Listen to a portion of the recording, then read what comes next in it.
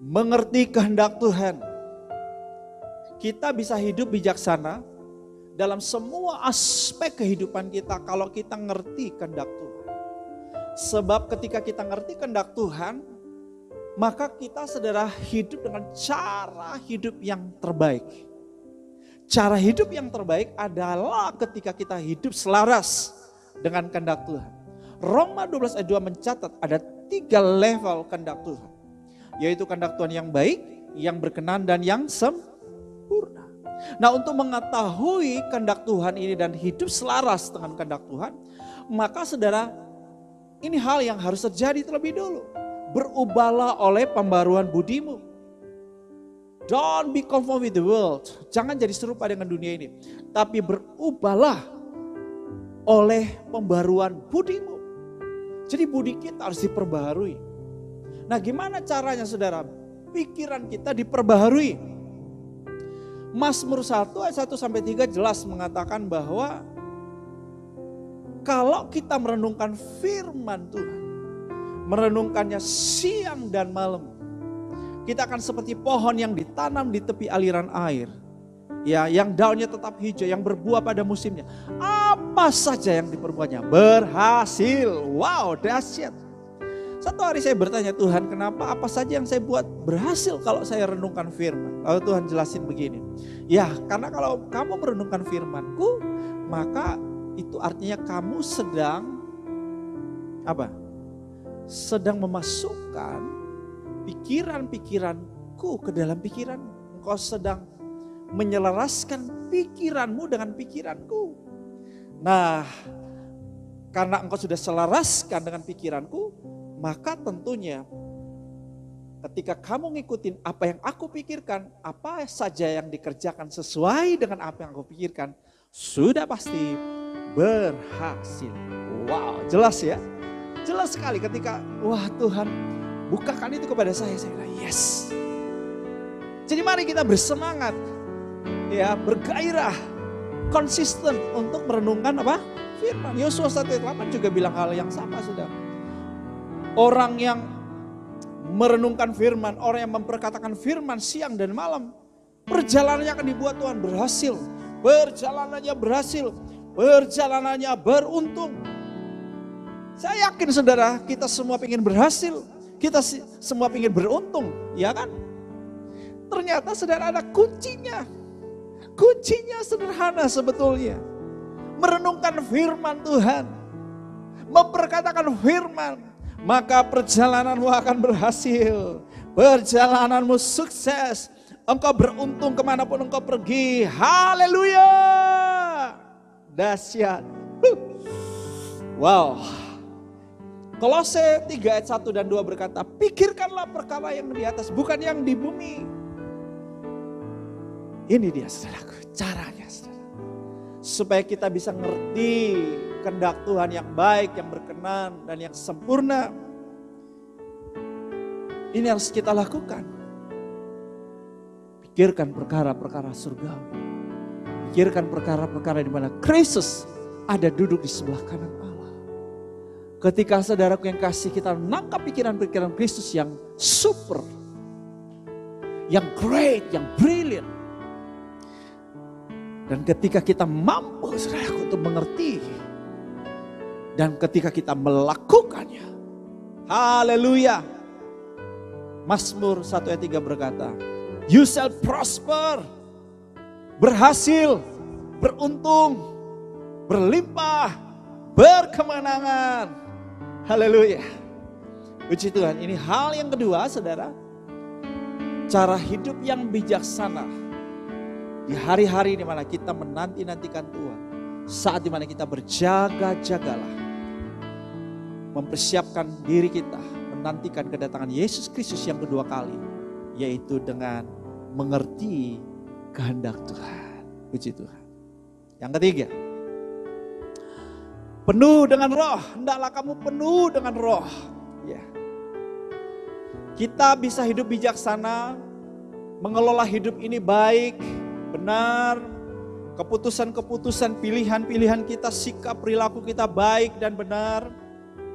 Dalam semua hubungan-hubungan kita, kepemimpinan kita, pelayanan kita, kehidupan pernikahan kita, pekerjaan bisnis kita, baik dan benar, berdampak positif bagi orang lain, menjadi berkat.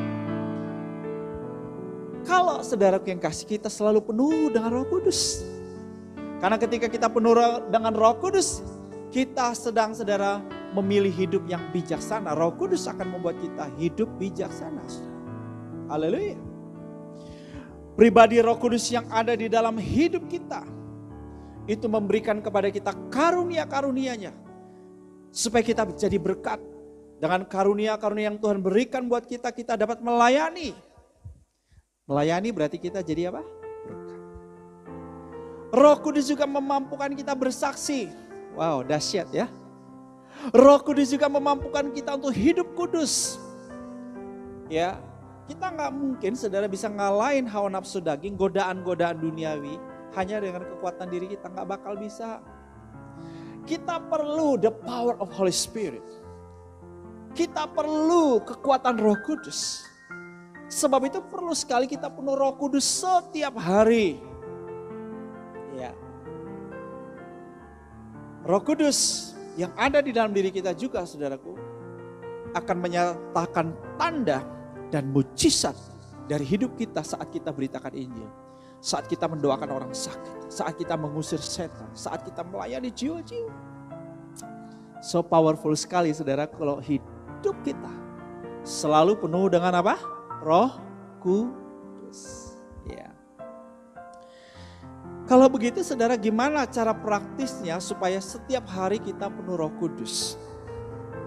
Pada waktu kita penuh Roh Kudus dengan tanda berbahasa roh, yes, saat itu kita penuh Roh Kudus. Tetapi saudaraku, bukan hanya saat itu.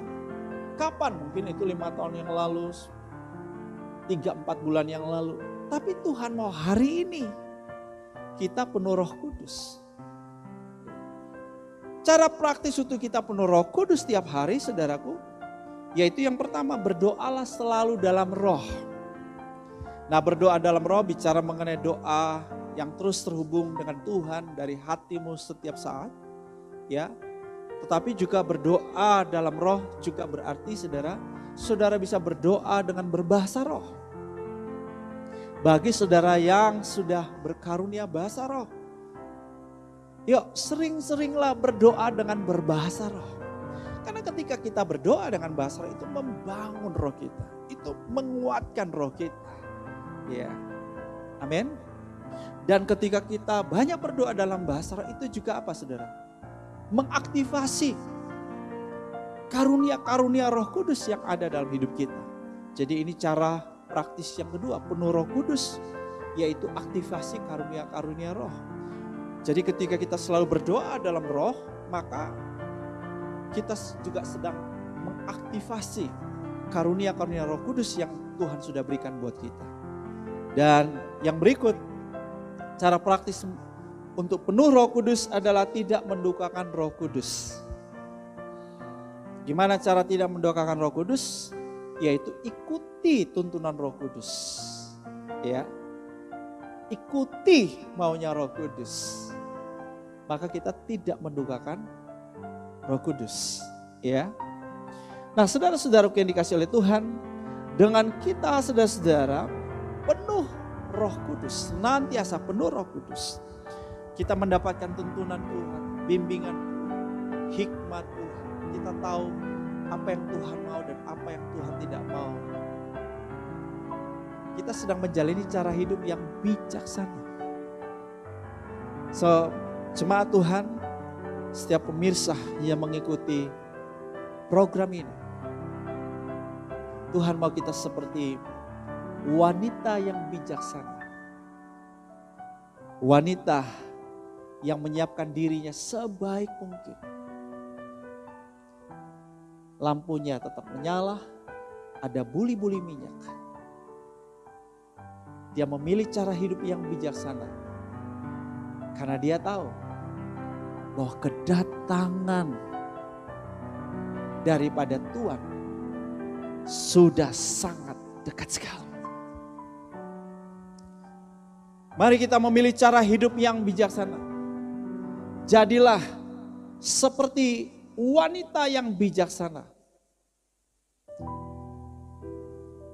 Penyesalan seringkali terlambat, bukan?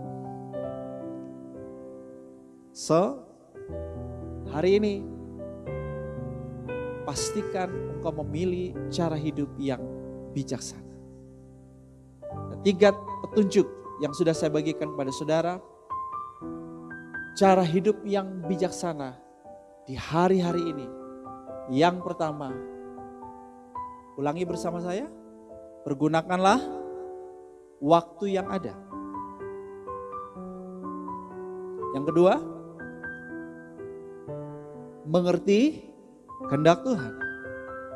Dan yang ketiga, penuh dengan Roh Kudus. Puji Tuhan. Tuhan Yesus berkati.